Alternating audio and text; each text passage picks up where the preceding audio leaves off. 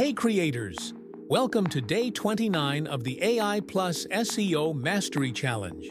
Today's focus: cluster your blog topics using AI for better ranking. Here's the 3-step workflow. Step 1.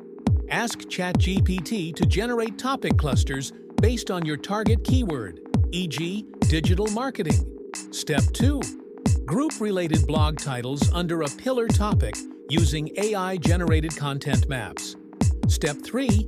Build internal links between these posts for better SEO structure and topical authority.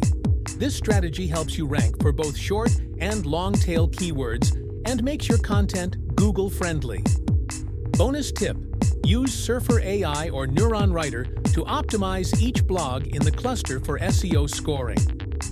Tomorrow is day 30.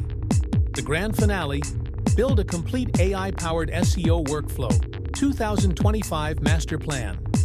Don't miss it.